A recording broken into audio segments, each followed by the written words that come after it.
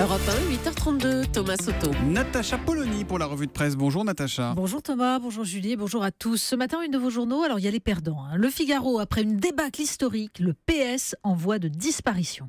Et puis il y a les gagnants à qui tout sourit. Aujourd'hui en France, emploi, cette fois c'est vraiment reparti. L'opinion réforme la majorité dans le dur.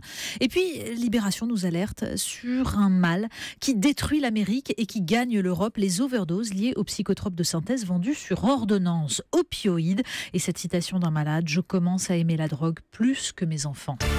On attaque avec ce qui sera le sujet politico-social de la semaine, la loi travail. Et oui, et la Croix y consacre un cahier spécial, un résumé de toutes les notions clés, accords d'entreprise, flexi-sécurité, plafonds et seuils.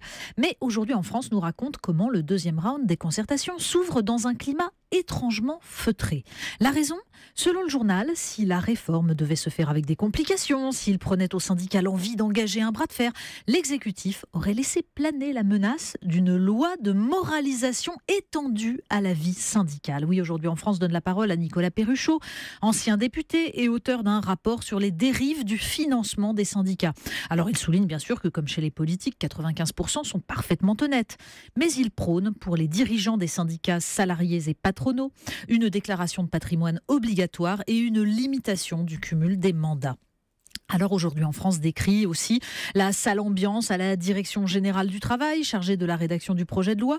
Après les fuites des dernières semaines dans la presse, une plainte officielle a été déposée avec enquête administrative de l'IGAS, du jamais vu. Pour éviter toute fuite, une plateforme spéciale garantissant la traçabilité des opérations effectuées a été mise en place avec un accès réservé à une dizaine de personnes chargées de travailler sur les ordonnances. Oui, ça s'appelle mettre toutes les chances de son côté. On parle environnement alors qu'à 8h on parlait peut-être de cette volonté du gouvernement de revenir sur l'interdiction des pesticides, en tout cas de la rétrécir cette interdiction, ainsi que pour les néonicotinoïdes, ceux qui tuent les abeilles. Et bien à côté de ça, il y a l'image, il y a la com. Exactement, et l'image du week-end, elle est dans Libération, le selfie d'Emmanuel Macron avec Schwarzy. Mais Christian Lausson prévient, un selfie ne suffira pas. Alors il cite Laurent Fabius qui lui aussi a voulu faire sa com en anglais. Less talk, more action. On parle moins, on agit plus. Voilà, mais dans la Croix, le philosophe Dominique Bourg estime que le pacte mondial pour l'environnement, initié par le président du Conseil constitutionnel, relève du déni de réalité. Nous continuons à afficher des principes d'il y a 20 ou 30 ans, explique-t-il, autrement dit d'un autre temps, totalement décalé par rapport à la réalité du monde. Cela n'a plus de sens de parler du droit à vivre dans un environnement sain, alors que le changement climatique est déjà à l'œuvre, que 58% des populations de vertébrés sauvages ont disparu en quelques décennies. Il cite la Suisse, qui a voulu revenir à une empreinte écologique à une planète à l'horizon 2050. Alors, empreinte écologie à une planète, ça veut dire ne pas prélever plus de ressources que ce que la planète peut produire en une année. Un tel projet, explique-t-il, aurait imposé une refonte complète des systèmes économiques et des comportements.